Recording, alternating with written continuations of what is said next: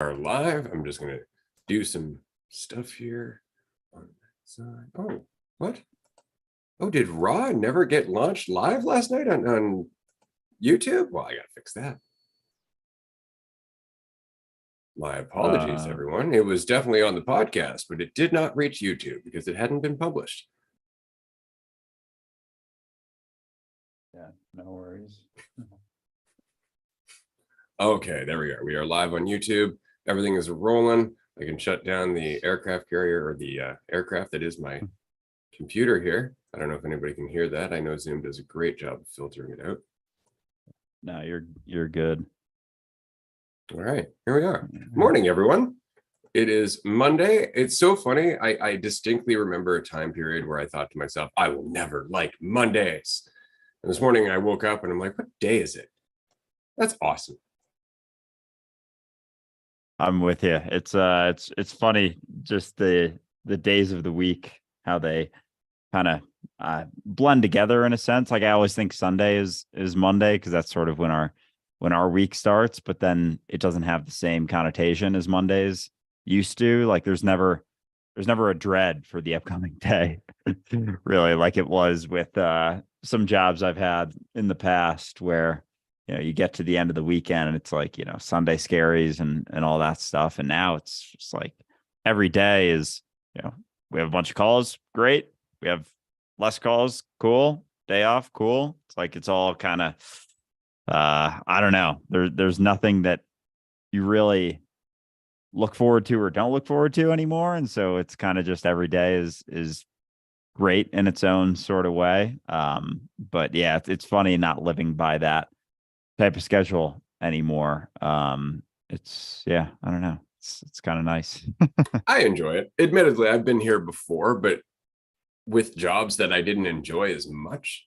And what I mean is that when I was self-employed, I set my own schedule. Sometimes I would work till 4 a.m. I'd wake up at like 10 in the morning or maybe noon, that kind of thing. Like it was on me because I was doing web design and marketing, and that was really just when the right hours were, especially for web design, because you would typically work on a site that was off hours. This was a long time ago. Anyway, so lack of schedule, but still the grind.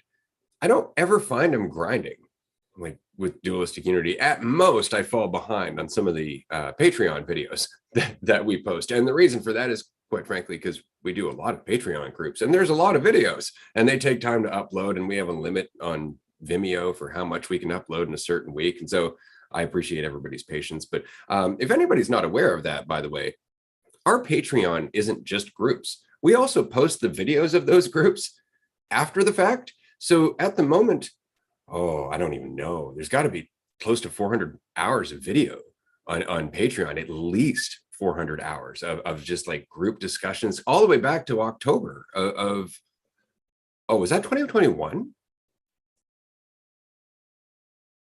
Yeah, was it? Did we start Patreon that early on? It was like a month after we started the podcast. Yeah.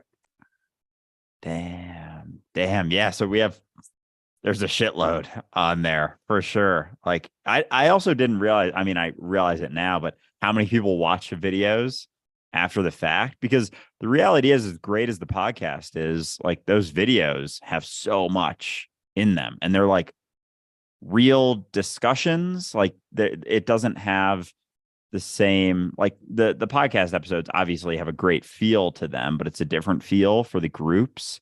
And so it's just people chatting, talking about whatever is going on in their life and sharing things. And we get pretty deep. We've had a few of those Patreon calls where we've gone deeper than any podcast episode we've been on, I would say. It's it's interesting that is how it works out. But I guess when there's just a lot of people similar to the retreats, kind of with a similar intention and willingness to peel back the layers, that it's going to inform, you're going to inform each other and kind of bounce things off each other and recognize things from each other. And so, yeah, those Patreon groups, so they get deep, and there's a lot of them now, because a year and a half worth of stuff on there. So that's crazy.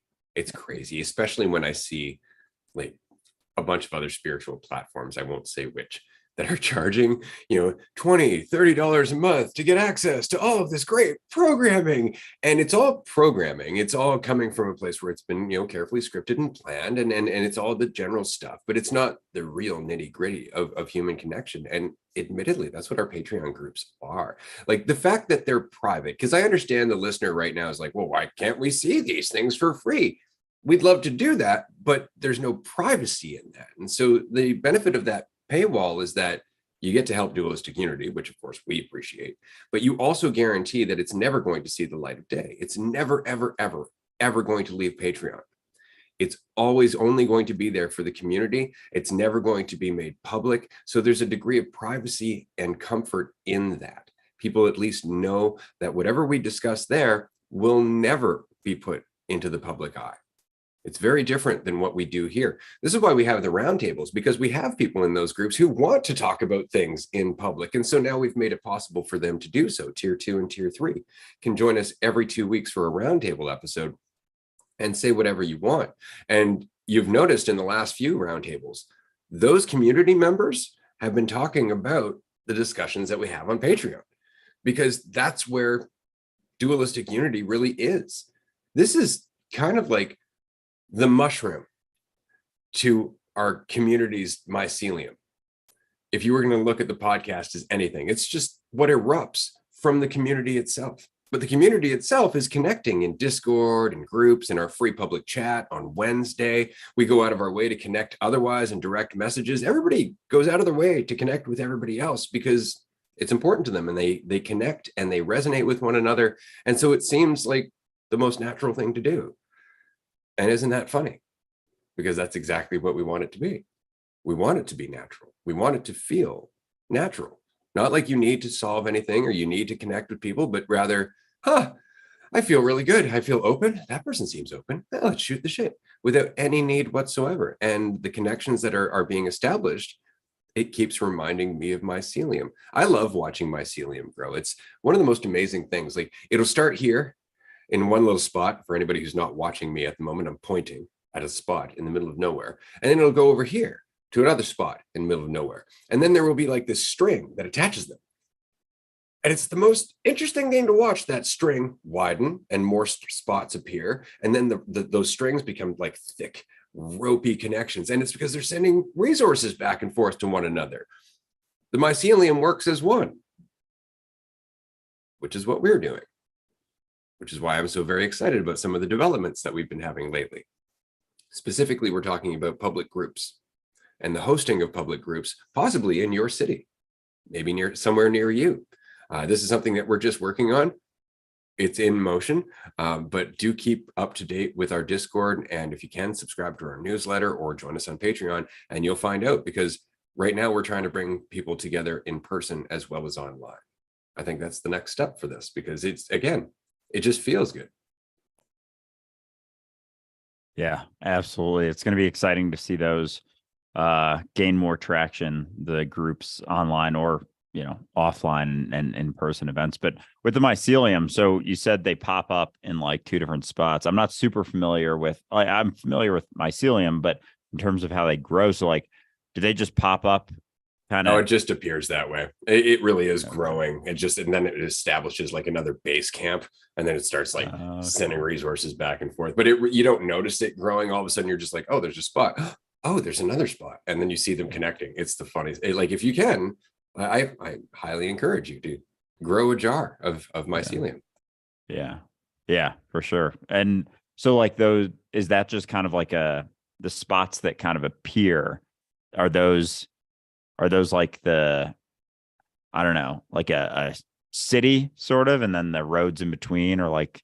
That's a good way of looking at it. I always think of it in terms of like camps and supply lines, because I typically think of, when I think about roads and connections, I think of ancient Rome, because that's what really made ancient Rome what it was. They knew how to build roads. Like, they didn't just march with an army to go somewhere. They marched with an army and made a road as they did, so they could just send people back and bring supplies back and forth behind them. And that's what made Rome so goddamn powerful, was the fact that they made sure they were well supplied.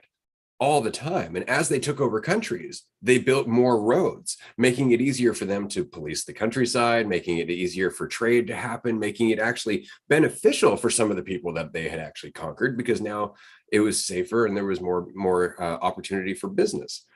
Right. And so, yeah, there's a lot to that. And so, yeah, that's how I tend to, I don't know how I got on that, except for that's how I think of it. Okay, gotcha. No, that makes sense. But yeah, it's funny. It does make a lot of sense with the podcast being sort of the mushrooms of the mycelium, because we were even talking about it yesterday, how much those conversations on Patreon inform all of the rest of our discussions, especially now, given that we're doing it full time and we're doing it so often, those groups and just episodes and live streams and all of it, that it's just one sort of continuous conversation. And then the things that get posted sort of online publicly are what people see. And they're like, oh, that's Dualistic Unity podcast. But there's all of these things happening sort of under the ground in the episodes and in those or in the groups and whatnot that informs all of that, all of those shifts. Like, we're able to get into so many things during the group chats that then sort of bloom as or fruit as the mushroom. So it's funny in that way, and just how the growth sort of happens, and how the between the podcast, like the listens, but also the Patreon growth, and also, you know, Discord growth, and how it's just kind of like we promote it, and we're, I think, doing a better job of at least like putting it out there. At least I am. In general, like, this is a thing, but it's not from the point of, like, I don't know, doing a really, really hard sell with it all the time, because we're busy talking about stuff. We're busy having the conversation. So we mix in the salesy side of it once in a while, but that's not that's never the focus. And so it will happen naturally as people come across it, as people find it and realize what it is and how much value there is in that. But it's in part, the responsibility falls on people. Like, it's out there, it's been there, we talk about it, we bring it up and whatnot, but they have to be willing to, you know, look into it a bit. And I think that almost adds to the whole situation of it, is that it is always going to be that two-way street, instead of us just, you know, constantly shoving it down your throat or something. I like the imagery there. I really do, because I've always said that you can't change everything by trying to change everything. You have to change everything from the foundation up. Right? We tend to look at the problems that we have in our society, and we look at them from the outside, and we go, we gotta diminish that. Like, we gotta shrink that problem. But I look at it from the inside, that the problem is coming from somewhere within, and it's coming outward, and we're dealing with the result of that problem. And that's our mentality at the end of the day. But if that's the case, and again, looking back at Rome and beyond, and the fact that it just takes a fearful, judgmental, controlling, egotistical, identifying mentality long enough to spread, if it's strong enough to do so. If you invest in that enough, you are going to spread that to people just by taking advantage of their fear. Right? You're going to see their fear, you're going to immediately resonate with it because you're afraid yourself, and you're going to end up bringing out more of their judgment. Like the lady at karaoke the other day, right? Going up to my wife, then coming to me and needing to tear me down, right? Just because they were afraid themselves. They're like, aha, I can see some insecurity, I got to take advantage of that. And it may not be conscious, but it definitely is a reflexive action based on the mentality that they embody. And so that mentality, strong enough in one person with the right opportunity, can spread over thousands of years and take over cultures, take over cities, take over civilizations, take over entire ways of thought, just because it's violent and it doesn't fucking know, right? It's so determined to be in control. And fighting back against it, unfortunately, just grows it. And so the only thing we have left is to create another mentality that grows from within, that causes its own ripple, that creates a balance, that in fact disempowers the other mentality simply by pointing out its obvious flaws. Not by pointing them out deliberately, but by embodying the opposite to the point where it becomes obvious. Oh shit, that's what's happening. But right now we don't have that. We have everybody who's committed to identity. Everybody's playing that game. And so there's nothing to compare to except some weird sense of Buddhist enlightenment, right? So it's like, it's either egotistical and I'm going to drive for my dreams, get money and get a career, do all that, or I'm a monk on a mountaintop.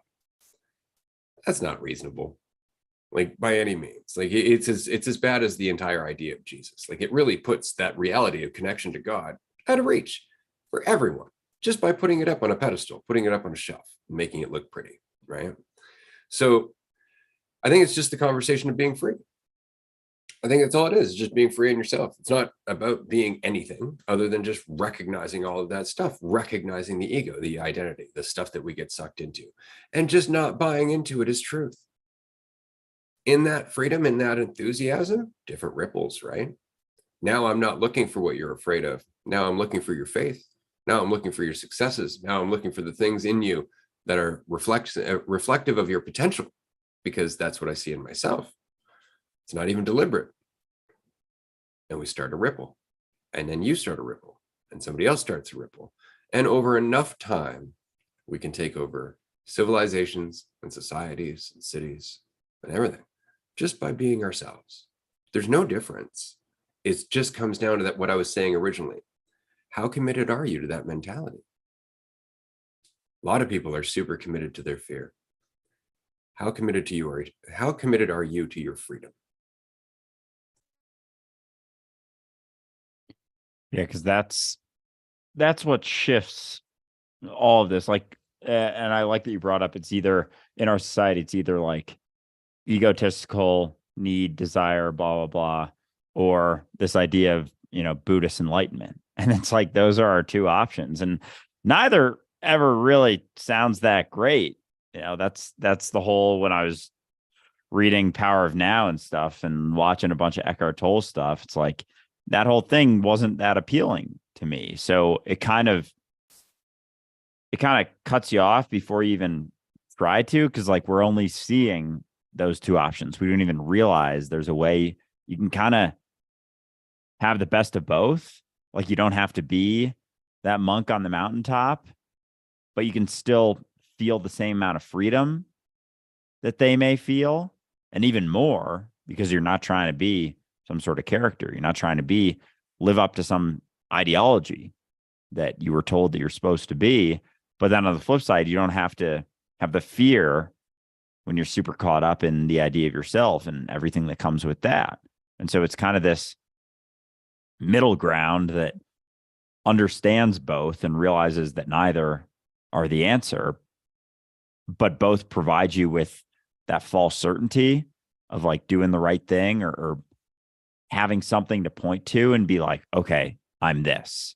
But then there's the other side, the narrow path traveled by few, that doesn't need to cling to an idea. And through that, sort of counterintuitive approach of letting go of needing to be anything, you can start to see yourself in everything, and you can start to be everything through that lack of idea. Not through the idea of being everything or trying to be everything. It's just through letting go of the need to be anything or everything. And that's all this conversation comes down to, is it's not about, one side of the spectrum or the other, because trying to find enlightenment is going to put you in the same trap as super egotistical side of things, of striving and needing and fearing and wanting and all that stuff. And there's another option that it's almost like people just haven't been aware of for a very long time. And it's like, once you're aware of it, you can see, oh, there's something here. There's people talking about this. Oh, wow. The other two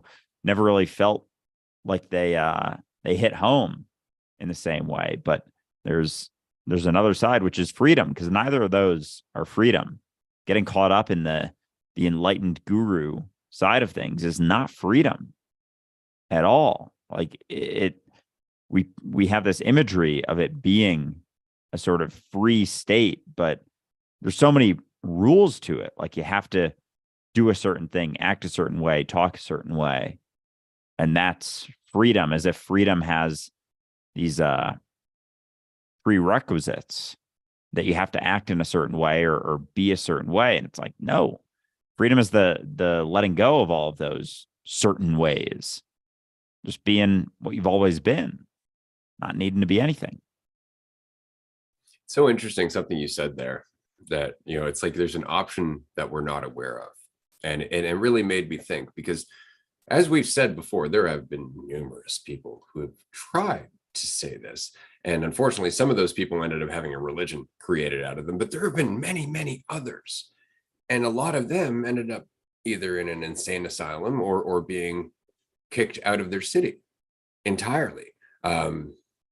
There's a Greek philosopher, actually, it's funny, he was banned from his city, and his response was, "I hereby sentence you to being stuck in this city." That's how he looked at it. I thought that was just fantastic. So, but he was always looked at as just, a crazy person. And many of us have been looked at as crazy people for having this perspective that we're all one, that we're not what we think, that there's, in knowing that I know nothing, I know more than you do, that kind of thing. It's not like it hasn't been said, but I think the problem is it hasn't been said with enough of an awareness for the environment that it was being said within. And so it's not being said with enough patience, one, and enough sensitivity. Two, it's like we see the truth. And how often do you see this, especially with younger people who hit mushrooms for the first time? They're like, "It's so easy. I've had an ego death." And they're out there just telling everybody what is, right? Well, that is kind of the problem to some degree, because as much as that's great, there's a lot of people who aren't going to understand where you're coming from, and you're giving the whole message, unfortunately, not a bad name, but you're giving them an excuse to give it a bad name because they're judging you and not what you're saying. And it's because of your presentation. And I say this after a lifetime of experience. I understand the process. I get that. But I guess what I'm saying is that I was fumbling in the dark when I woke up in a world that I'm just like, we can change this. And I've gone through some shit. I just want to say that whole path took me back and forth out of the dragon's cave. Okay. It was a hell of a journey. And what I've learned over that time is that there is no dragon. It's just us. And so we have to approach it that way. But that means, again, sensitivity and being reasonable and understanding and empathetic and seeing the entire journey. And so it's not about out there trying to change the world. It really is just about being the world and showing empathy. And so the reason I'm so excited about Dualistic Unity, this conversation, the community that we have, even just talking to you, Andrew, is that all of that experience that I've had in burning bridges and burning myself in the process, I get to pass on. I get to share and communicate to everybody who might want to listen to it and say, "Hey, you don't need to do that to the same degree. Hey, if you're going to do that, watch out for this." And, "Oh, hey, did you see this scar tissue?" That kind of thing from my own experiences, right? Like I find it invaluable to be able to do that because I never had that. But if we're all doing that, because it's not just me out here, you have your own experience, everybody else has their own experience. We've all gone through things. And so this conversation we're having is teaching us sensitivity as well. It's teaching us more about the context that we're within, and that is changing our impact on the whole. We are learning to pitch this differently. The presentation is different. And as we come together, because the presentation isn't so abrasive, the presentation evolves. And we are ultimately presenting something to ourselves. And so it really is just about allowing ourselves to have the sensitivity to see how to do that right, or how to do that in the most effective way. I find that really exciting, that this is a much larger process than we tend to look at. Yeah, I think even just keeping that in mind, the sensitivity to things definitely helps, because I think when you first start recognizing some of these things and start understanding, like that example you gave, someone, a kid has mushrooms and they're just like, "I'm so clear, like this is what it is, and you just listen to this, it's fine." But they're coming at it from their perspective, from their experiences, and they don't understand the weight of the experience of being caught up in the idea of yourself and how much pull that has. Like, it's not just something you drop overnight. It's like, pee in your pants. You've spent your whole life avoiding pee in your pants. You've spent your whole life avoiding the recognition that you're not what you think you are. So someone coming around being like, you can pee your pants, like, yeah, but I don't want to because that's uncomfortable. And I've spent my whole life trying not to. And now you're saying that I can, and I'm actually going to feel more free if I stop holding it in. And it's like, I like the example a lot, but for the comparison of like peeing your pants and being free, I feel like it kind of starts to fall off a bit in a sense. Because most people are just like, what the fuck? I don't wanna pee my pants. But I think for those who know where we're coming from and know from yesterday's chat what we were saying, understand the reference, but realizing that you can have patience with it, and like it's okay to have a sensitivity to it. You're not failing yourself through doing that. I think a lot of people will get caught up in that too. Like, oh, if I'm not being super clear, and I'm just speaking from my own experience. When I say people feel like that, I'm saying I feel like that because I very much get caught up in like, it's can be fucking obvious, but there's a lot in the way of that. And so, and part of me does get caught up in thinking, okay, if I'm not clear, if I say something that's not quite it's like I'm doing myself a disservice. I'm doing people a disservice because it's like, yeah, it's half in, half out, but that you have to understand that people, if you just go, because I start videos out sometimes and there's nothing wrong with it being like, I'm literally you and here's why, and give I think a pretty logical explanation with like 3 reasons breaking down that you're not what you think you are, blah, blah, blah, blah. Beyond that, there's, division is conceptual and whatever I went into in those types of videos. And so like those, I'm like, okay, this is like clear. There's no like things I'm kind of holding back in that, versus if I say a video, like a lot of my old videos were more along the lines of like, don't forget you're going to die. Like you're caught up in worrying about this person and, you could be gone tomorrow. And then is it really going to matter so much? Because that sort of mentality helped me for a very long time. And now I I'll say something like that, and it just feels weird because I know there's no death, but there's a sort of depth to that where if you tell someone like, oh, there's nothing to fear with death because like you never actually die, that's like jumping ahead or like peeling back 5 things at once.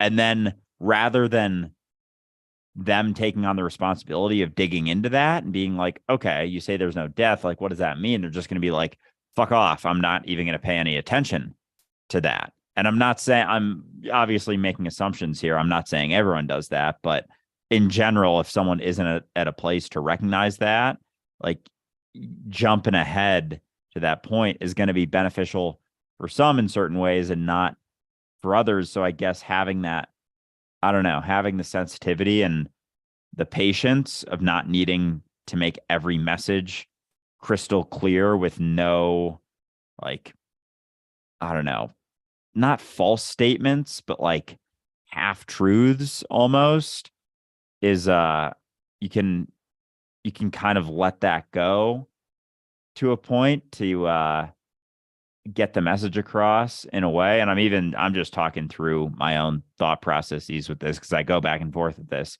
all the time, but understanding that you can say things in a way that kind of involve more people or less people, more of a mentality, a broader mentality or a smaller mentality. There's nothing right or wrong with either, but you do sort of build a sensitivity and a lack of, I don't know, concern in yourself. Because like for me, it's always self-judgment when I say something that's like not crystal fucking clear. And I'm like, okay, that's not quite it. And I like feel weird about it. But I don't know. It's like a balancing act because you also don't want to give half truths and recognize the responsibility on them as well and understand that, less broad messages are going to have fewer people who get it, but it's gonna hit home differently. So I don't even know if I have a an answer to any of this. That's just a bunch of back and forths, I guess. But that's the point. The point is the back and forth thing. It's not settling on anything, because the back and forth thing is the development of sensitivity.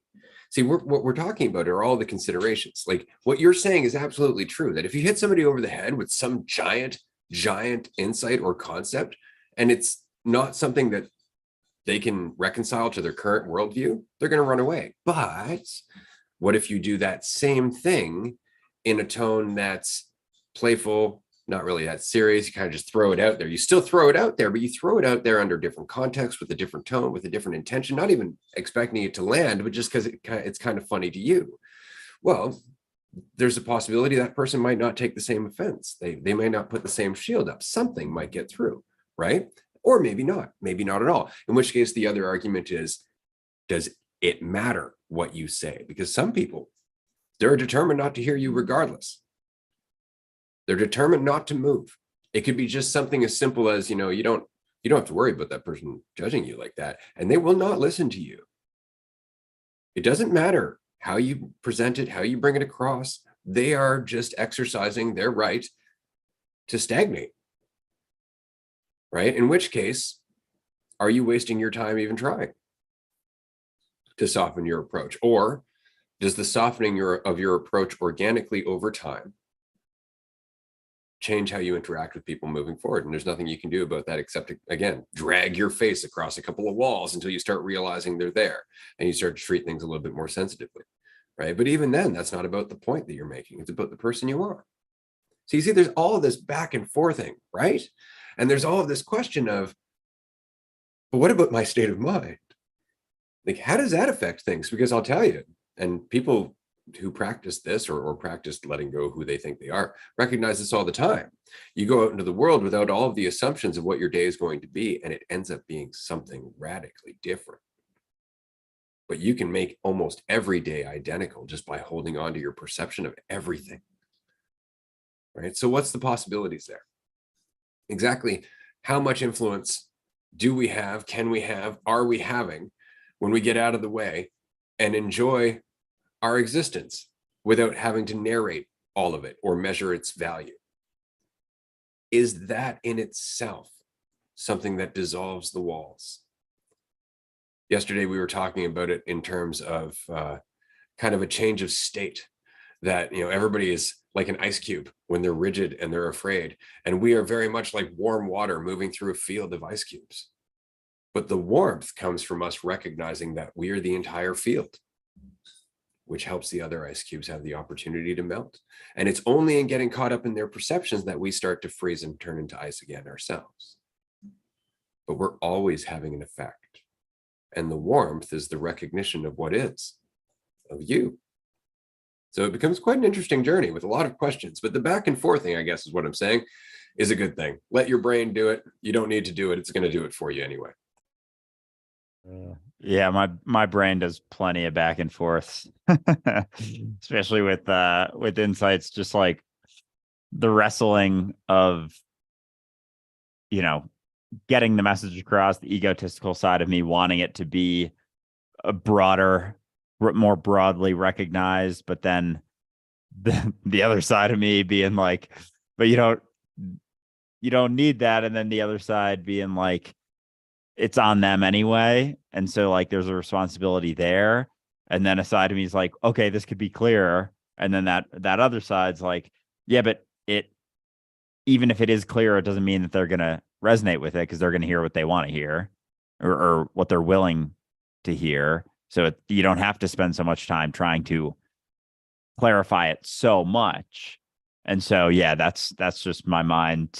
Like fucking, I'm sure I'm certainly not alone in that, and both in video content creation and just lots of things in life. But it gets lighter the less seriously I take myself, the less caught up I get in that. Is like, okay, yeah, I could go back and forth fucking forever, but I don't have to, and I can just settle upon one, and that's the arriving that we've talked about in the past. It's like, yeah, you could keep going back and forth, or you could, whichever one you're swinging on, you could just be like, okay, I'm going to do that. Fuck it. We're going to find out and see where this one goes. And that's what I'm getting better about, is just because it's not even, it's like having sensitivity to the approach, but not so much that it paralyzes you, because you can think about the sensitivity so much, or like have so much patience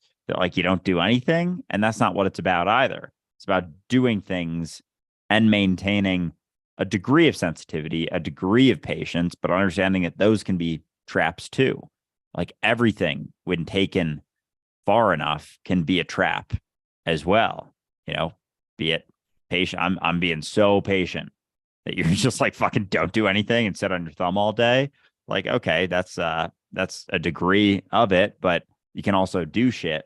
And it's just kind of allowing that pendulum to swing, and just as it gets to a point, you're like, all right, fuck it. We're gonna hit it with this part of the pendulum. But yeah, I think it's recognizing that it doesn't have to hinder you.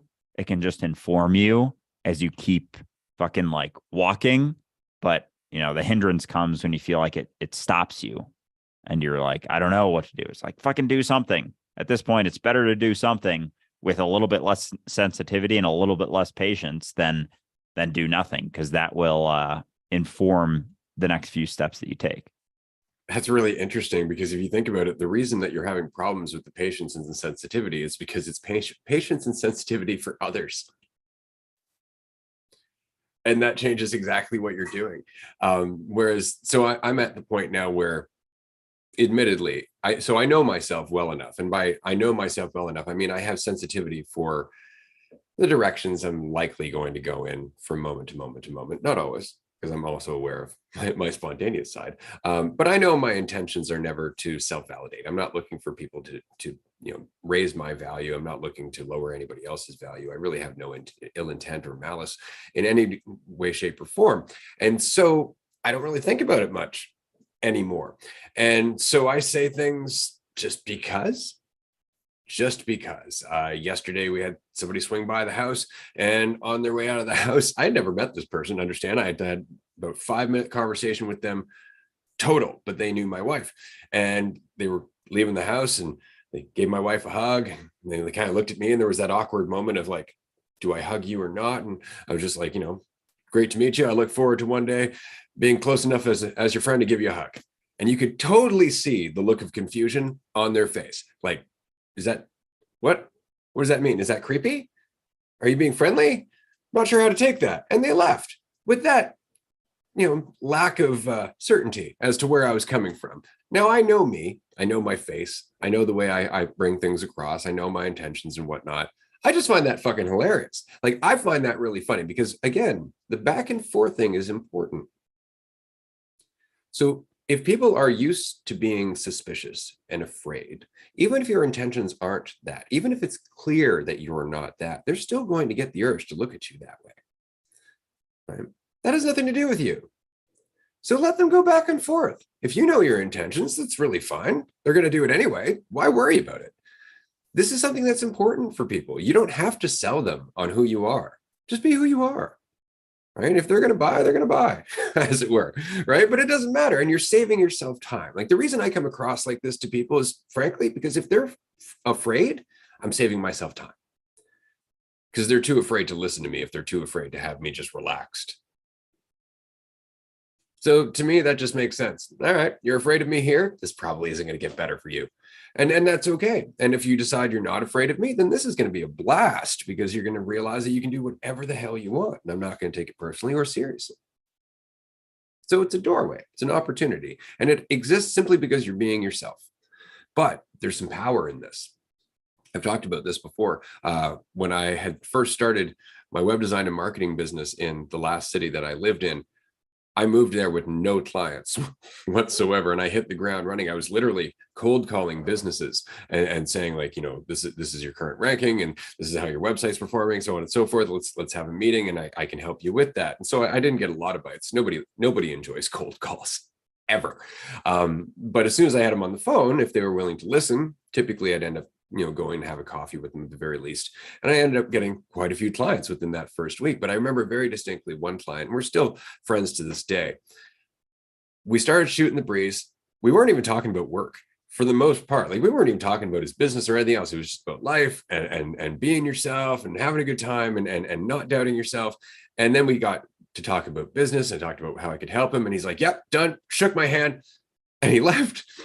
And then later that day, I get this panicked kind of phone call going, I don't know what I got into me there. This is world of business after all. And then we got to have like a signed contract with certain guarantees and all that. And it was just because he had gotten so comfortable just chatting with somebody who wasn't looking for anything from them. Even if I was there trying to make a sale, I wasn't banking on making the sale. I try to make the most of every conversation because I always look at it as an opportunity to connect and learn, right? So there's power in that. There's power in just being yourself. People, if they are willing, will let down their walls because you don't have any up. Not always. And you have to be willing to understand that. Like, being vulnerable is a kind of strength. You're going into the world with your walls down. That takes a kind of strength. But you do have that strength. Don't doubt that. Yeah, and that's where I think the faith in yourself comes in, because for so long we spend trying to rely on certain tactics and whatnot to do that, to have that sort of connection and faith in yourself through the other person as well, that they'll see you for what you are, and through seeing them for what they are, it makes it easier. Like, as much as you can have no walls, seeing them without walls, no matter how they see themselves, will allow them to see that as an option as well. And just that level of comfort will always lead to something. And it's not going to be necessarily what you went in thinking that it was going to be, but it'll be something. And who's to say that isn't what's best for the situation relative to what you thought it was going to be. And so I guess, I don't know, this kind of brings up something I was curious about. And we talk about this all the time, like the recognition of unity and being in it, and then being caught up in yourself to a degree. So I'm just curious, like, because I'm curious about your experience with this and just like that perspective, because I'll have throughout the day, my perspective will shift from literally being the people that I'm talking to and like having no sense of me, just like being the situation, seeing myself in them, seeing how cool it is that I can interact with myself and they have, different responses. And then that'll like completely go away for a period of time. And it's like, I know that there's no better situation to be in, because sometimes when it's so peeled back and I'm seeing them as me, that's a very new experience for me. And so it's like something I'm getting more used to being in. It's kind of like staring at the void in a way. But I'm curious, in your experience, like how much that sort of fluctuates. And I think this is kind of along the lines of what that person was asking yesterday about, how much of your day do you spend in your ego versus not? And it's like that, but it's not. And I know you know what I'm talking about, but it's like there are times throughout the day where it's like crystal clear and I am seeing myself in them. And it's like, I don't get concerned because there's no concern in that, but it's just like getting used to interacting in that way. Whereas when you're caught up in your idea of you and perceiving, hard and fast division, like that's what you're used to. That's how you spent your whole life. But there's lots of things that come with that, concerns, fears, worries, whatever, or at least more of that. And so I'm just finding myself going back and forth between those a lot, and they do inform each other. Like being able to bring the lack of concern into perceiving more division, and then recognizing that the lack of perception of division is no different than perceiving division. It's just there's less concern with it. So I don't know. I'm just curious about your experience with that, and like how often you go back and forth, and how long, if that's been just something you've been going back and forth with since that day you woke up, basically. Oh, for sure. It's so interesting because, the going back and forth again, it's necessary, but it's it's the evolution of another mentality. Like in the same way that when we were kids, for example, or teenagers, and we had an idea of what it was to be an adult, and we didn't know, we had an idea of what it was to be an adult. And then as we do more adult-like things, we'd get more of an idea of, oh, that's not what I thought it was at all. Right. And then we go back and forth to our old childish mentality. Then, oh, I'm doing adult-like things, childish mentality, adult-like things. And eventually we just became adults. And it's because we just had to keep doing adult-like things, but our mentality changed. You see, we all of a sudden the idea of adulthood disappeared. The reality of adulthood settled in, but it took the going back and forth for that to happen, right? To recognize that there really isn't too much of a difference, except the level of responsibility. So for me, going back to your question, it's not that it ever stops. It's that, and you said this perfectly, it's that one side informs the other. So what I mean is that those deep moments of recognizing that you're everything and everyone is you, they hit you and they seem so deep because of the contrast to where you are the rest of the time. Once you start recognizing there's no difference between the two, and that's it. Like there's no difference between childhood you and adult you, except the concept in between and the level of responsibility. That's the same transition you're in right now. Right? Now you're looking at a different version of adulthood.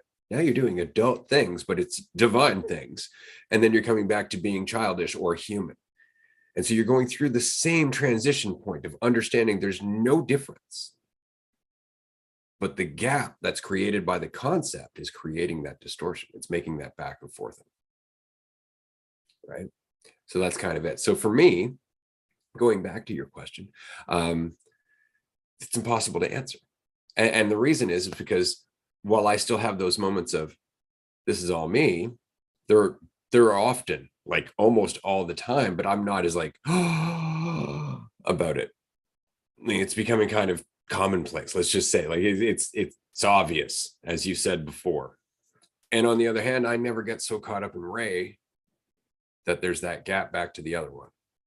So the oscillation has narrowed, is what I'm saying. It's not that I didn't go back and forth, but there's less contrast between the two because they're just not as far apart. I don't know if that answers your question. That's the best I've got.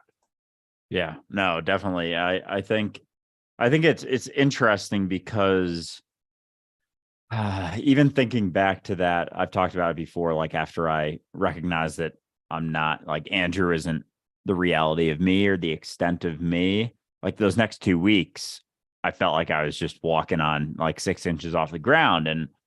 And it's just because of how stark of a difference that was. And so now, like I'm way more free. You listen to me talk a year and a half ago versus talk now. Like it's obvious that I'm more free now. And yet thinking about right now versus then, like I have the perception that I felt more free then, but it was very obvious that I didn't. It was just it was like the contrast between the two was so stark that it almost sends you into this state of like, oh my God, this is insane. This is incredible. But it's interesting to think now, to recognize that I've gotten way deeper into things since then and let go of so much more since then. But it's like it's become more commonplace. It's become more closer to the norm. And so the fluctuations, like if you think about, back then, it was like the week before when I was suffering a bunch, I was like way on this end of the spectrum to the flip side of it, felt like it was here. But as that suffering comes closer to center, like that doesn't hit as much. It's like that perception. It's it makes you wonder if it's not always moving like this, if this is going deeper into things, like it's moving like that, but because of the lack of stark difference, because you're not all the way over here anymore, it feels like you're going like this almost, but it's just your perception, like that relative perception that we hold on to. Like we're moving, the spectrum is always the equal distance apart to the point where you're not suffering nearly as much and you're way deeper. But because that is now, you don't have the contrast anymore. It feels like closer to your just like, normal, quote unquote, normal day-to-day experience, but really you're deeper. There just isn't that extreme difference anymore. And so, because on the flip side of recognizing myself and other people, like when I do get caught up in shit, it's way quicker. It's like, oh, I'm just thinking about myself. And it's like, boom. Like and it's interesting because like as much as that happens, it doesn't mean that it's always super easy. Like I can recognize it and there's like I still feel a weight from something to a degree. And I find that interesting. Like I can conceptually see it and be like, oh, that's what it is. Like, oh, it's the nail, the nail in my head. But then there's still, even after recognizing that, there still can be a weight to a point. And but it's just way less frequent. Like it doesn't last as long, but there are still things. Yeah, it's like still getting caught up in the idea of me to a point. But I guess there's so many things kind of pushing that narrative and pulling us towards that sometimes you can get caught up in it.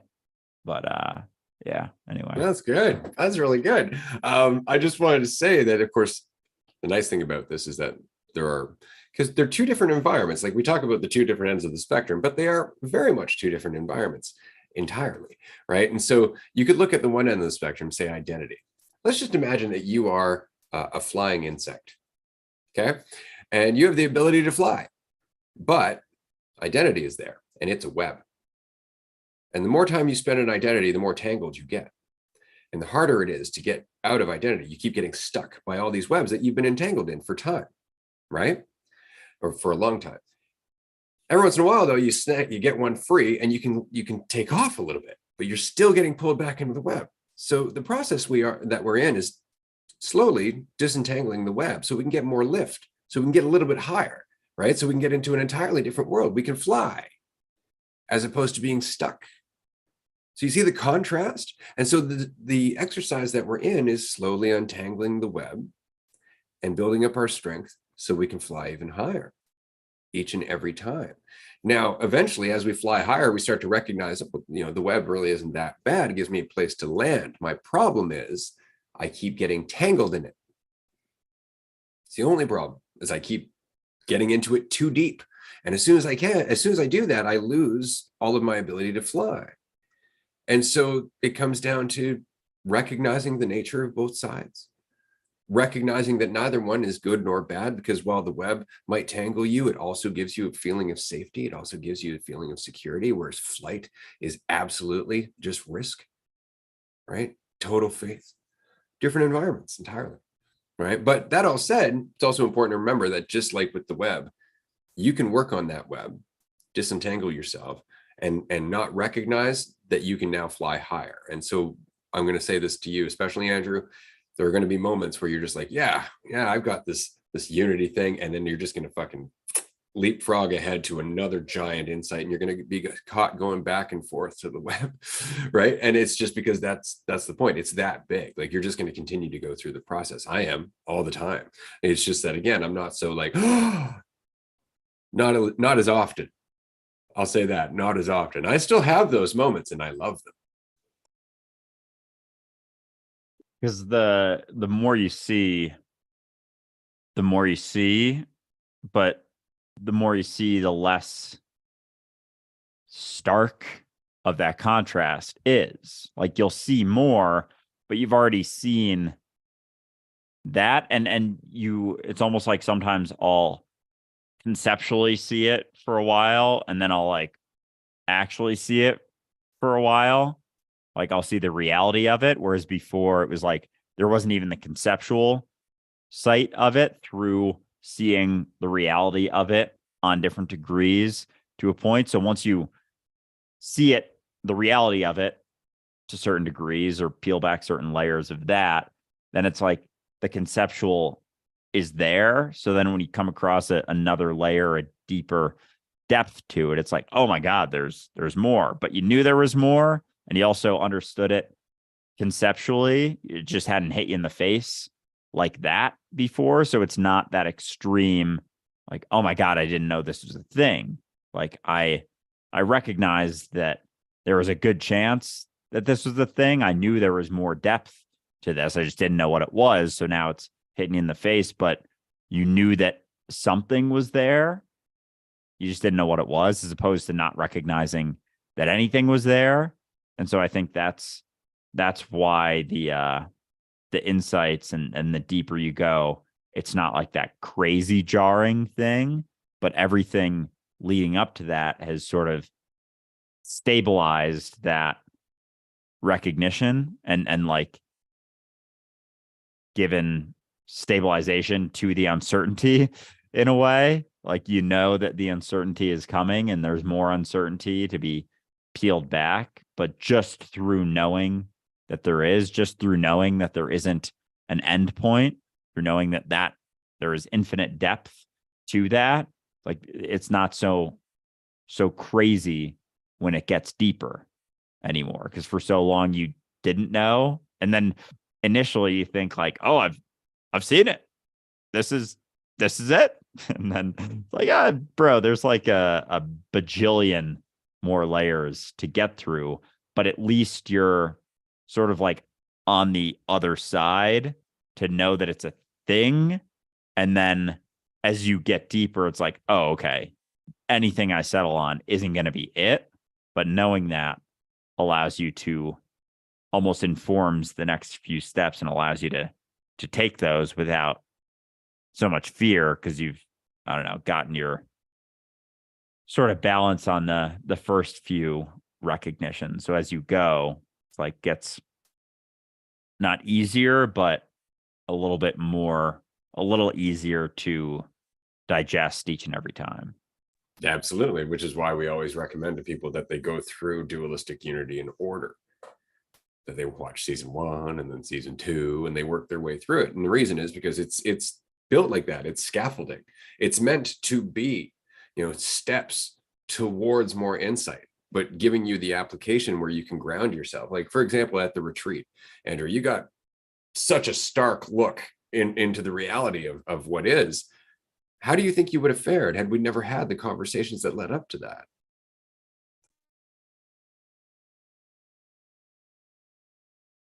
Yeah, probably not super well, because as stark as that was, as much as it was like, holy fucking shit, it's also like, we've talked about this for a while. So I didn't know it was that, but I knew there was something. And so I could almost look back on all those things being like, oh, so this is what it was. And it wasn't that I was settling upon an idea of what it was, but I sort of was. And then I saw it for what it actually was. And it's like, oh, wow. Okay. So there's a lot there. And it's like, even just seeing that there's a lot there takes like both allows for that patience and sensitivity more easily, but also sort of takes the weight off of the concern for what it is. Like, once you see it in that way, you recognize how much depth there is to it, but that there's no rush to getting anywhere because there's no endpoint to that. So you just are allowing it to unfold as you go. And that's another reason why it's important not to rush that, because when you're rushing it, you think there is an endpoint. So you're trying to get there and you're like passing by certain insights, being like, okay, yeah, whatever. And then you keep going and then you go deeper and deeper and deeper, or try to. but it's all conceptual. And then you get smacked in the face with, closer to the reality of it, and you get knocked on your ass a little bit because you were rushing through everything trying to get to the end point, or trying to get deeper or see things deeper. And it's like there's nothing better about seeing it deeper. It's just part of the process. But if you don't have the sensitivity, if you don't build the base or the sensitivity as you go, like that depth that you're wanting to see so badly is going to fucking put you to work. Like, you're going to be going through the ringer. And that's what scares a lot of people, is that raw uncertainty and discomfort. Because it's not, you're not better for seeing anything deeper. It's just like, it's almost like when you're ready to handle it, it'll rise appropriately. But we're at the same time like so powerful that we can almost try and rush it, and then it'll inform us appropriately.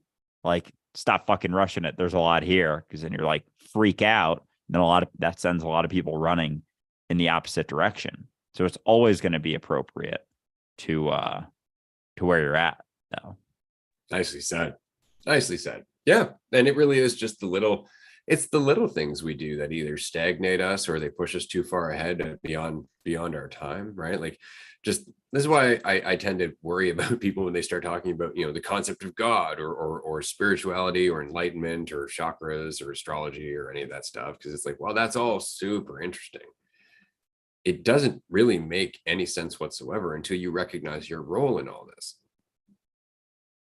Right? Until you start to recognize how fundamental you are to everything, all of that stuff just kind of distracts and takes you away from the recognition. And then later on, if you do have a moment of recognition, you kind of look at all of that and go, oh God, like, I see where and you see where it's coming from, but you also see where the trapping was. And the trapping is that you were trying to see the concept of unity, or you're trying to see the concept of connection instead of being the recognition of connection.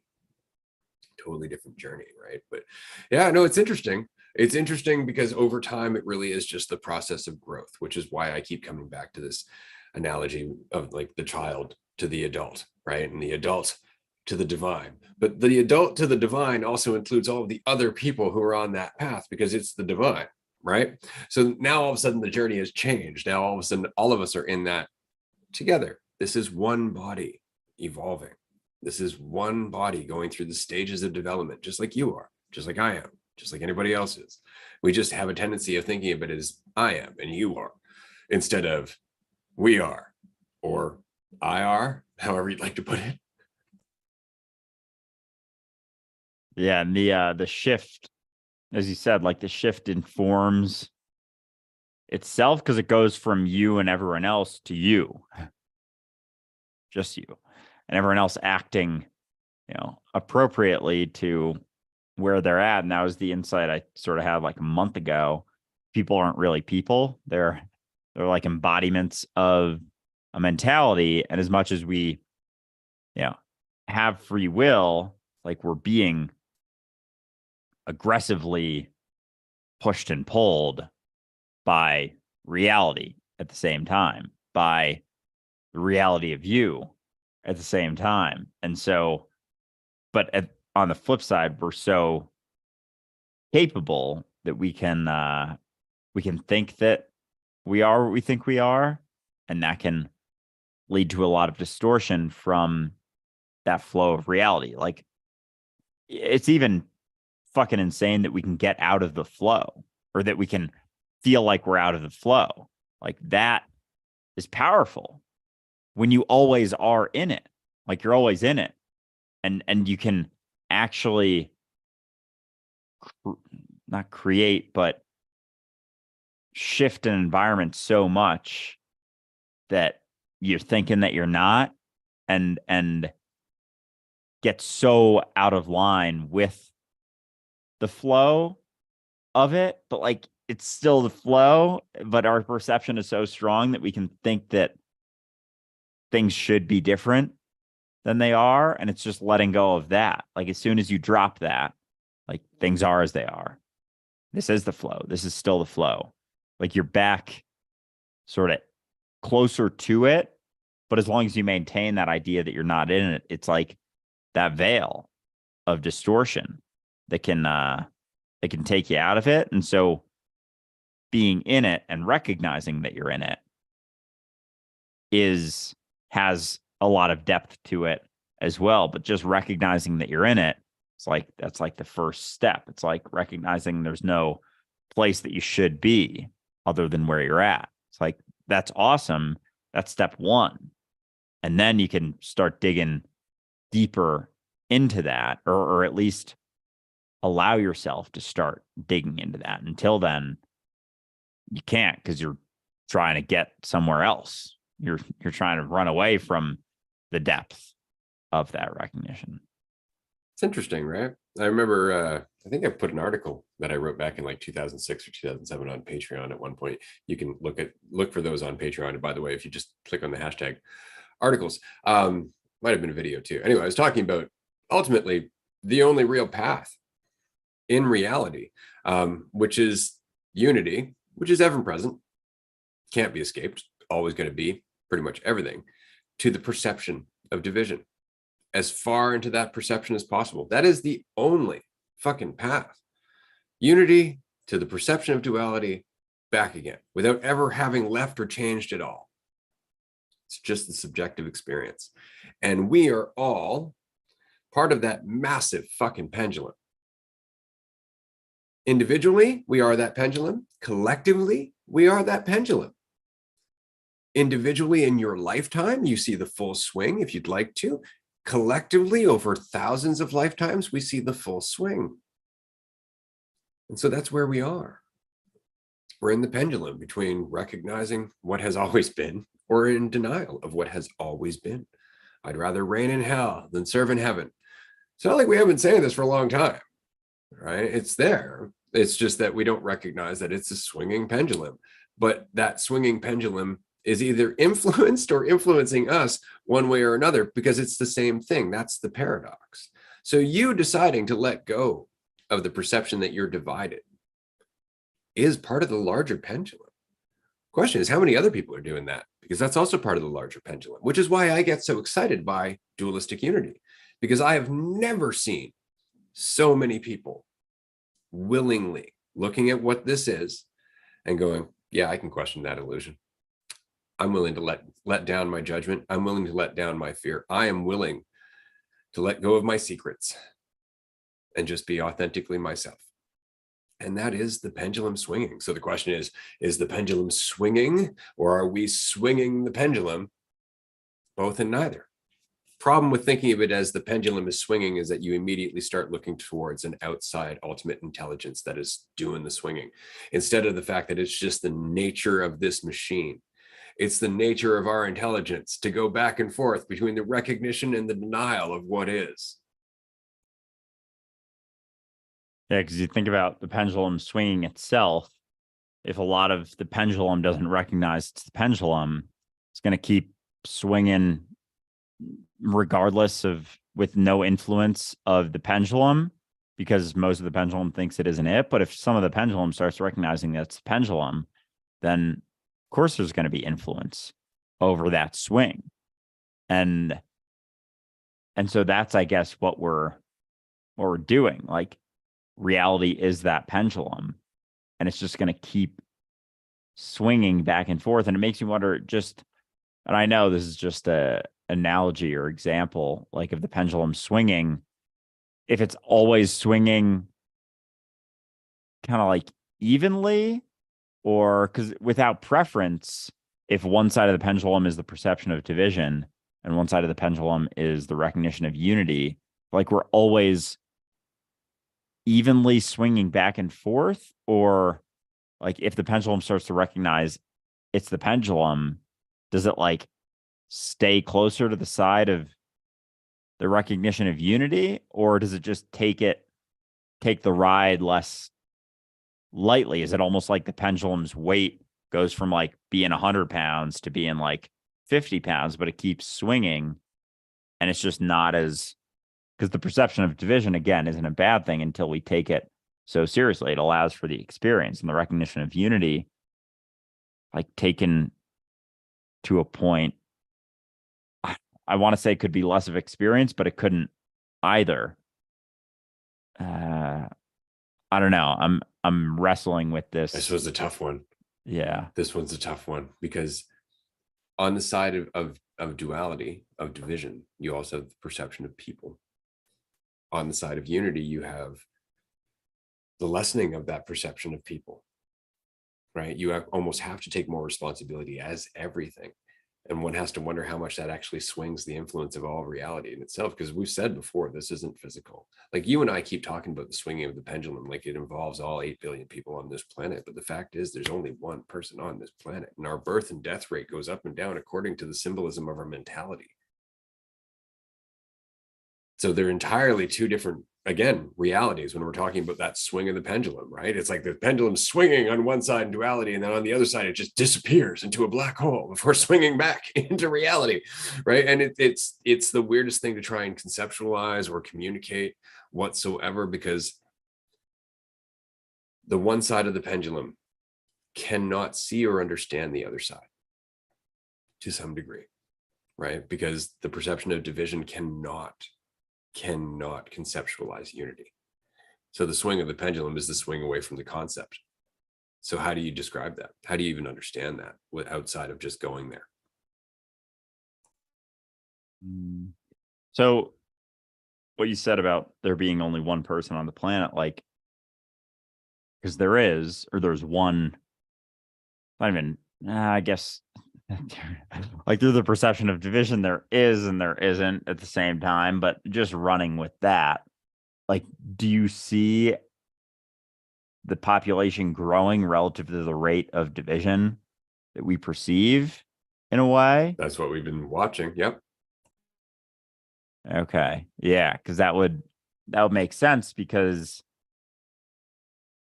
it's almost like the egotistical accomplishments require people, in the sense of, like, the cog in a wheel type mentality. Like, it needs workers and worker bees. The system that needs to keep going needs more, and that's the whole thing we were talking about yesterday with growth and the need for more growth, and all of There's a that. whole underlying mentality behind that, right? Like I've met parents, for example, who have more kids because they define themselves as parents, because that's where they find their value, is in being looked up to from children, rather than not needing to necessarily be self-validated. Like even something as simple as that. Do you see how that adds to the birth rate?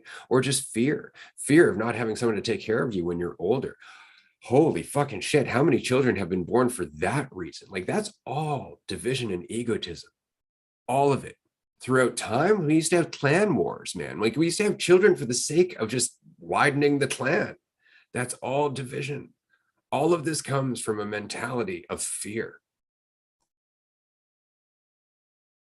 Damn, it's crazy how much symbolism there is with that. Like the need for more kids comes from so many different,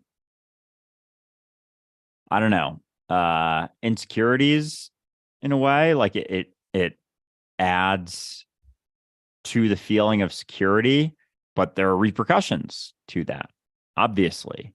And I haven't watched Soylent Green yet. I'm going to watch that tonight, but I watched a trailer for it, and yeah, definitely excited to look at that. But it's fascinating how people don't recognize, and that's that cognitive dissonance. Like, people talk about population and how we need more people. Like, what if we take that? Let's take that to a far extreme. Let's say 50 billion people. You keep saying we need more people.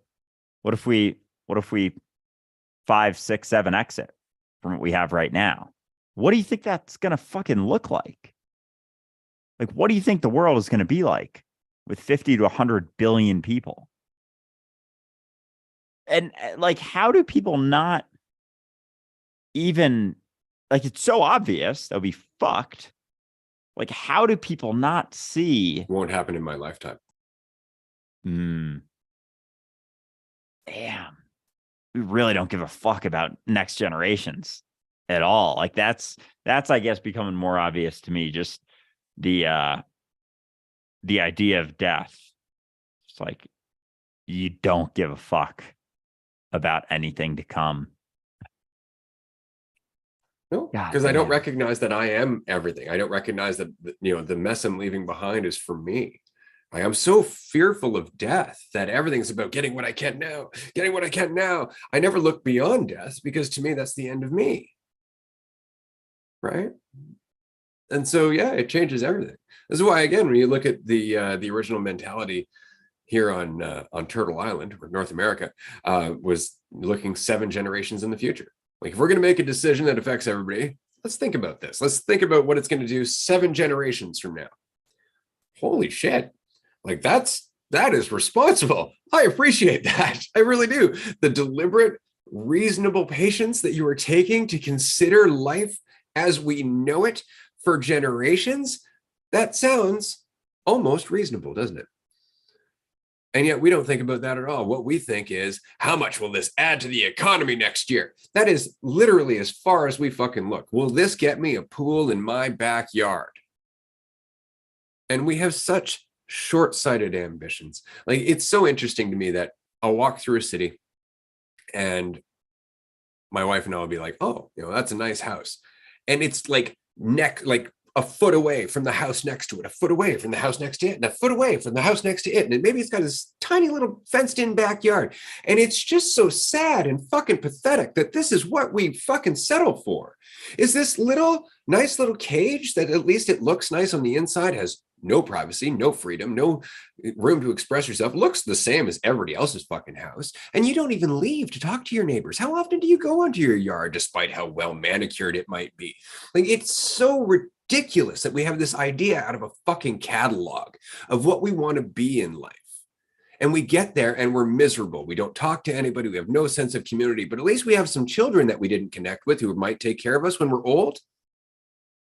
Like, it's all superficial. It's all out of fear. It's all just fucking, this is a solution to this. And we have no perspective whatsoever of what life is about, which is why we cling to religion. We're just like, well, at least this, if I die and there is a heaven, at least this will hedge my bets. How shallow and superficial is that shit? Like, it's all superficiality over and over and over again. And it's just because we lack depth. Yeah, it really is just a hedge. Heaven is a hedge. That's funny. But yeah, it's fucked. Like I've been in neighborhoods where I've walked along, like they've had sidewalks and I've walked along grass and been told like don't walk across the grass. Like, what the fuck is this here for? Like, Jesus fucking Christ. It's like you're gonna ruin the grass. It's like, oh my God, this is the most superficial thing ever. Like that just right there. As much as it's just like a little thing, it's like it is and it isn't, because that's pointing at the mentality of it. It's like that grass is there to look good because it means something about me because my lawn is well manicured. And if your neighbors doesn't cut their grass, it's like it's going to reduce the property value of the neighborhood. And it's like, holy fucking shit, we are really just the most shallow fucking society ever.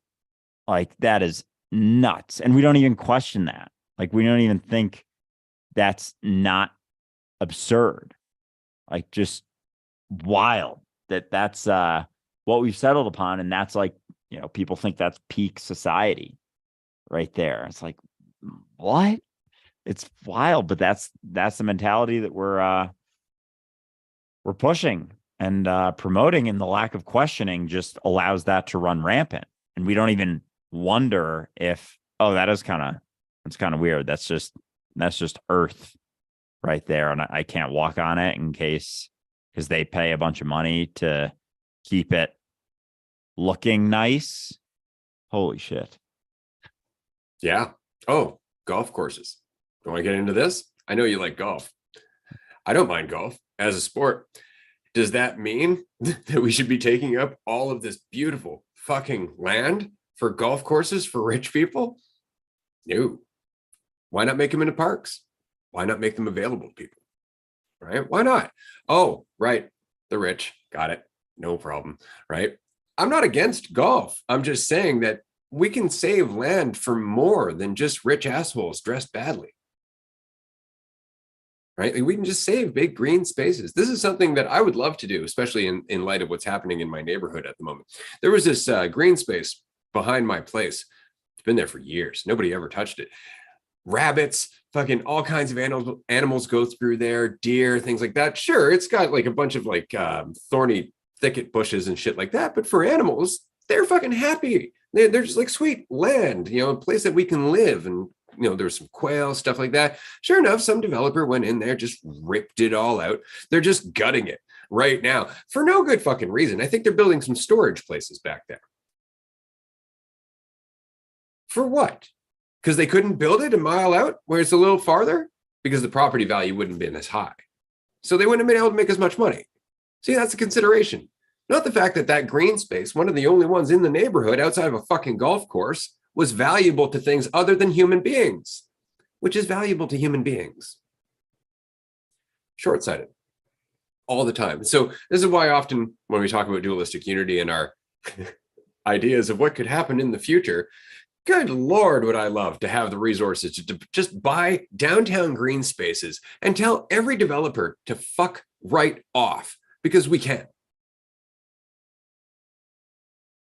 Yeah, the short-sightedness is fascinating. And because we're so caught up in ourself and our idea of ourself that like we couldn't even fathom not being short-sighted. Like a space like that animals utilize and is probably very important to the ecosystem, we don't even consider. We're like, oh, this is cheap to buy. Okay, I'll buy that and I'll turn it into something I can make more money off because I don't feel free in myself. And I feel like I need all that stuff in order to validate myself and feel better about myself. And there's not even the consideration like outside of profits, outside of short-term profits. There's no consideration for anything else. And even when there is, it's because of subsidies. It's because of profits. Like no one's doing it because they recognize that they're it. Like that perception of division's gotten so fucking strong that we just do it. Because why not?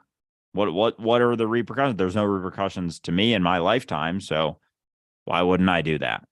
Like, yay. So short-sighted. It's incredible. There are some people, though. There are some people who do go out of their way to make sure that things like this are protected. Like in the last city I lived in, they were starting to basically develop up this hill. I'm not going to say the city or the hill, but basically you just see year by year, just like row upon row upon row. Like they were just building, and you could tell like they were just shearing off this mountain basically to make these new developments, all of which looked again alike. It's the thing that always gets me. All these houses look alike, but at the top of this hill, somebody had owned the very top for like generations. It was an old family property, and so they basically made it so nobody could ever develop there. They left it in trust to the city, saying you can have this so long as no one ever develops here. Right? That's awesome. I think that's great. There's somebody here in British Columbia who inherited a whole crap ton of land. And what they did was they went through the effort of trying to cede that land back to the native community in the area. They actually tried to give it back. Lo and behold, you can't fucking do that. The natives actually ended up having to pay back taxes on the land in order to take it. So that person went and fucking paid the taxes for them, which is great. But this is stuff that's possible. These are things that we can do. One of the reasons I live on Vancouver Island is quite frankly because most of it is untouched. There aren't a lot of humans on this island, right? And that to me is a perfect foundation for our first foray into creating something that is sustainable, that has some reasonability, that has the resources to show what's possible so we can start duplicating it in other places, right? But right now, there are so few green spaces that in order for us to get the resources to show people what we want to do with those green spaces, we're going to have to find one to start with. We're going to have to find one to start with and show that you can live in harmony with nature. You can find a balance. And it's not like nobody has. There are lots of communities that have a beautiful balance between humans and the green space that they inhabit. It's not impossible. It just means not being egotistical. It really does. That's all it comes down to, is not having that whole "but mine" mentality, because that's really it. But what about me? What about my property? What about my property line and my fence? And you've just stepped onto my lawn and blah, blah, blah, blah, blah, blah, blah. All that egotistical shit is what undermines us every time. It's not necessarily the city. It's the mentality that built the city and planned the city to not give you any fucking green spaces because, frankly, it's not profitable. You see, all that. We can do better. We can absolutely do better. But in order to do better, we have to say we're done with this. And we just have to come to the point where it's like, no, this is broken. We have to do something new. And we have to show people it's possible. And the reason we have to show people it's possible is because we need to see it's possible, because we're a part of it becoming possible. So it's really just about enthusiasm nonetheless. And even just that mentality of, if someone were to step on your property and you're like, get off my property, get off my lawn, whatever, there's almost this feeling like we can't let that go, or else we're letting ourselves down. Like, you can let it go. You don't have to let that bother you. You can let him walk across and leave. And if someone's actually being intrusive to it, like, you can go out and just say, like, chat with them, let him know or whatever. But there's this immediate, almost like egotistical, visceral reaction to someone doing something on or touching something that's yours, that it's like your ego has to immediately defend it, or else it's doing yourself a disservice. In a way, it's like this weird sense of need. And I don't know, I remember that's very common with, as a kid, as you're growing up into, the idea of yourself. It's like, this is mine. And then someone takes your toy, and it's like you freak out because there's that attachment. But then, like, as you grow up, you start to realize, like, oh, it's not as important. But some people don't. And some people, like, have crazy reactions, and it's not even like they have there's no sensitivity, and there's no second guessing their emotional reaction. And so they just ride it. They're like, well, that's mine. They can't do that. They can't do that. And it's like, that's the end of it. It's like, okay, but that's doing a lot of, you're suffering a lot now. You can let that go. Like, they would rather hold on to that and hold on to the other person being wrong than letting both of them go and being okay, and, like, kind of taking some responsibility for their own reaction and their own internal state of mind. But, like, the ego has a very difficult time allowing you to do that when you're so caught up in it. And again, like, we're so far into this mentality that what we're talking about is fucking damn near impossible within that mentality. Like, what we're saying is that, you don't have to protect your property line. You watch your neighbor take over your property. You watch that fucker build his fence right onto your lawn, just because you're not out there going, you can't fucking do that. Because we live amongst egos, because we live in an egotistical mentality, which is why we always feel the urge to defend ourselves, because we're always being threatened.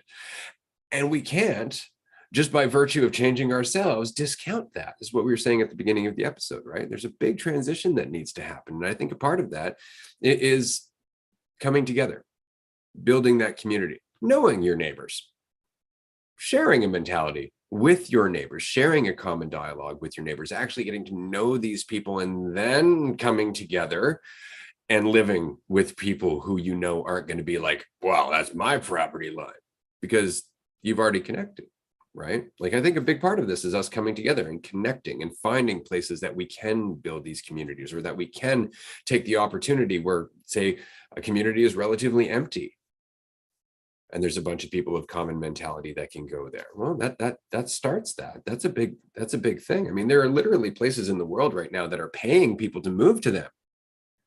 There are towns that are paying people to move to that town just because the economy dried up, or a bunch of people moved out because of something undercutting the market out there, or something like that.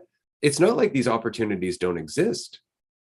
There are lots of places that, if a community of like-minded people who are moving past their own egotism, their own need to get their own identity and all of that, wanted to come together and try to create the world that they envision as being part of this mentality. You can do it.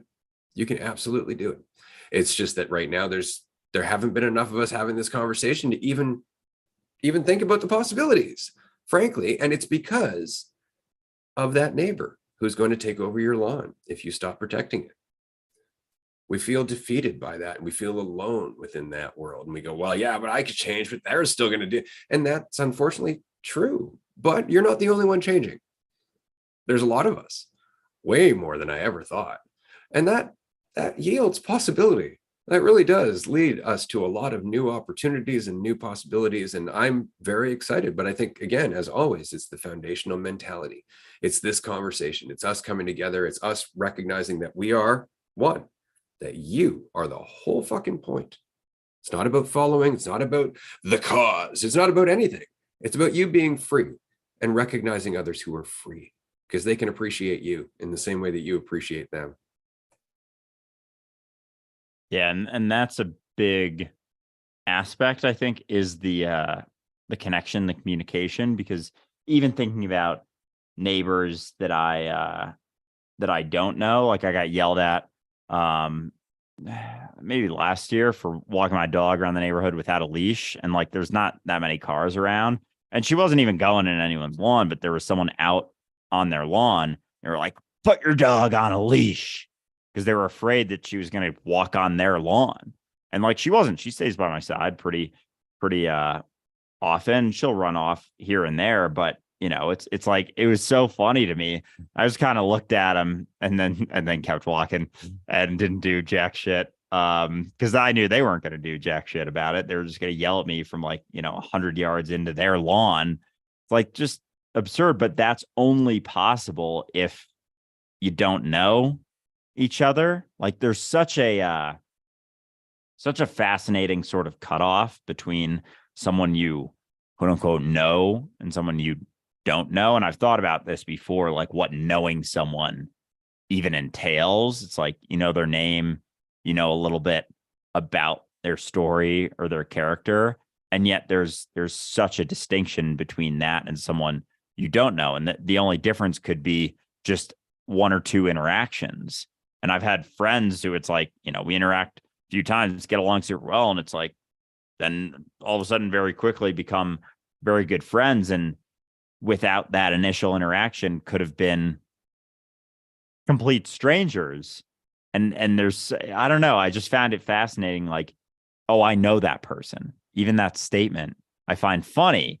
It's like, I mean, you don't really, but you have been able to create an idea of them through enough interactions, almost is what it, and their name is what it comes down to. But we're willing to treat someone so significantly differently based on whether we know them or not. Especially, if we look a lot different from them, people will act so different towards someone who not only do they not know, but they're from another country or look a lot different from them. It's like the further you are from being able to recognize like a common traits or common background or common upbringing or sport or school, like the more connections you're able to have, the more comfortable you'll feel with that person, because it's like they match the story of you. Like the egotistical side is more similar, but beyond that, when you drop that whole story, like you're able to see that in everyone, because they are all you, the reality of you. But it's funny how the ego tries to make those connections, but and it's all the superficial side, because it makes the ego more comfortable, because it is seeing something closer to itself, what it thinks it is. So I just always find that interesting, like what knowing someone even really means, and the differences we have with interacting with, iterations of ourselves we deem that we know or are closer to knowing versus not. This is why I tend to like, small communities, especially, is because there's actually the potential to get to know one another because you're interacting with one another all the time, right? It's really hard in our current society to get to know anyone because frankly, you're only seeing them to socialize. So you're seeing who they want you to see, right? It's not like you're out there, in the field working with them during the day. It's not like they're your neighbors and you're chilling out on the porch, strumming the guitar or anything like that. You don't see these people because our lives, the way that we work, the way that we live, the way that we organize everything tears us all apart to the point where you have 5-minute conversations, maybe hour conversations, maybe every once in a while you'll see a good friend, you'll hang out for 3-4 hours over a night, but then you're right back to the grind. Then you're right back to being divided from everyone. And so there is no sense of community in the same way at all, unless it's a communal project, which can be really good. But then again, everybody's coming to that project with a different mentality, depending on what it is the problem with work, right? You can get a job for a company. That doesn't mean that you're going to get along with anybody in that company. And isn't that sad that so many of us can work together without actually wanting to, right? And that's it. It's just that there is a stark difference between what's possible and what we've created habitually. And in order to show what's possible, we need to have the courage to let go of the old mentality. That's really it. And as we do that, our priorities change. All of a sudden we start getting new ideas. All of a sudden we start getting new ambitions. We start seeing new directions, like right here in this conversation, especially given all of the people who are currently volunteering to hold groups in their town, whether it be in a community center that they can get for free, or if it's that they have a large room in their basement or something like that, and they want to hold a group where they can talk about this. You can feature an episode of Dualistic Unity, maybe one of the community topics episodes. Pick one a week. I mean, there's 28 of them right now, so there's no shortage. We'll create some flyers. We'll create them. We'll make them available on the website, some printable logos, stuff like that. Like whatever it is, if you want to have this conversation, you want to invite people to it, we want to encourage you to do that, because at least then you'll get to know them, not just what they tell you they are, but their intention behind it. If they're coming to this conversation, either their intention is to prove it wrong and self-validate, or it's honestly to question and grow. And you'll know as you start hosting groups, you'll start to feel that out, and it's going to teach you more about your own intention. And so the process of going back and forth is really all we're encouraging. And that process accelerates the more we throw ourselves into the mix. And so we're just coming up with ways to do that, thanks to you and all the inspiration that you provide us. Absolutely, because that's where the growth happens, is through those connections, through the groups, through just not even any type of conversation, but the conversation happening inevitably leads to more insights, more depth, more willingness to let go, more comfort in yourself, because you're able to kind of realize through the conversation that, I didn't have to have this armor up. I didn't have to have this shield up the whole time. And just being able to see that as an option that I think a lot of people have seen in our Patreon groups, they've been able to take that, and myself included, into the rest of their life. Oh, I don't have to put up this guard. I don't have to wear this mask in here, because the less I wear a mask, the more I'm actually able to connect with people. And isn't it funny how that works? Like, we spend our whole life trying to be something for the world, and in a world that's always trying to be something, when you're not trying to be that, people clue in. They're like, oh, I don't have to do that either. And then they look at you and they're like, oh, you're not doing that either. Let's talk about it. Isn't it interesting how everyone's wearing a mask all the time, and there's so much freedom in taking it off? And so I think that's, if anything, that's what the groups are doing wherever they happen, whatever the conversation is. It's just the ability to have it, the willingness to see that it's an option and run with it, and see how much we can let go of together. And there's the opportunity of growth kind of skyrockets when you're in that state, relative to trying to, validate and prove anything about yourself and show your worth or prove yourself to anyone. It's like the dropping of that is when the growth can finally begin. Yeah, Andrew. As you seem to be dropping the need to be Andrew, it seems like there's so much growth happening around you, doesn't it? Isn't that interesting? It's so very interesting to me that it is exactly that paradoxical, that in the same way that I feel like the universe has altered according to my willingness to be it, Andrew feels like the universe is altering according to his willingness to be it. And the same is true for you, dear listener, because we are all the same person. We are all pulling the universe in the same way. It just comes down to the level of responsibility that you are willing to embody, recognize, explore, and not take too seriously. Because as much as it's true that you are responsible, you are just responsible for yourself. So there's a balance to be found there. And that's really all this is about. We are going to wrap up this episode in about 4 minutes, but I did want to mention very quickly that we are going to be continuing on in about 20 minutes on Patreon. If you can join us, it is a tier 1 group, so anybody can join from tier 1 upwards. Tier 1 is only $5 per month. You get to talk to us twice a week. Turns out to be, I think, 35 cents per hour for all the access that you get to Andrew and myself. But it's not just Andrew and myself, it's the community.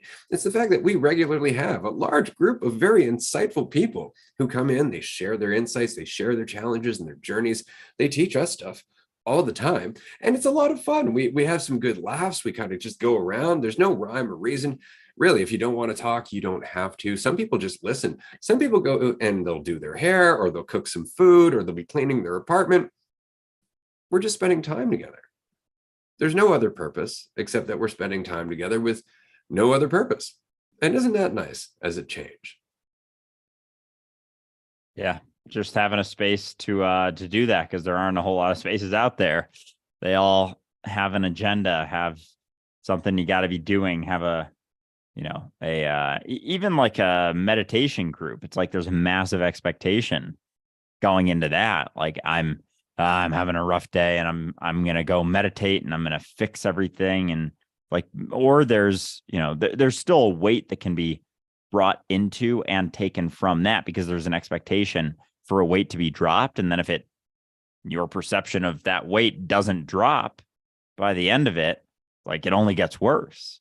But if you go into a situation where there is no expectation whatsoever, you can realize that the weight that you were holding on to was just expectation for something. And so being able to have an experience in which there isn't so much expectation, that weight of whatever other expectation you had begins to drop. And that's all it is seeing the opportunity to go into an experience without an expectation, because that's all the weights that are happening in your life is almost always through having an expectation of something and fearing that it won't be met, or hoping that it will be met. And there's nothing besides going into a situation without an expectation that can allow you to see that you don't have to do that so much. And so that's all we're doing. It's going into situations without so many expectations to allow you to recognize that they aren't necessary. Expectations are not necessary. Thinking about yourself and how you measure up to a certain situation isn't necessary. But a lot of us get caught up in thinking that it always is. And so we don't even have an opportunity to see that it isn't. So that's all these groups are. So yeah, if you haven't checked it out, it's probably the best offering we got is Patreon. Yeah, absolutely. I'm very excited about the fact that I have zero expectations of what will come from Dualistic Unity. I really just enjoy the time that we put into Dualistic Unity. And I just have faith in our listeners. Like, I know that you're going to do what I would do in your situation. And so I have faith that whatever that is, that's what's supposed to be done. All I'm doing is putting in my time because I like being here with you. I like knowing that at the very least, you're not alone in being alone, that not everybody's taking it so seriously. And maybe that will remind you from time to time to just not take it so seriously. Love yourself a little more, be a little more open. And if you can, join us on Patreon. Thanks so much for joining us today. We will see you again next week. Oh, and actually Tuesday night, 6 p.m. this week, we're going to be doing our roundtable event. So don't miss that.